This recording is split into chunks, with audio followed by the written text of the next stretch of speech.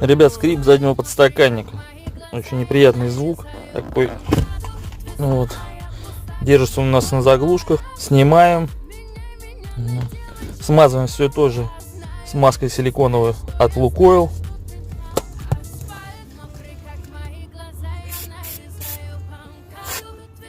О, у меня уже заканчивается. И одеваем обратно. Теперь никакого скрипа не будет. Все, всем удачи.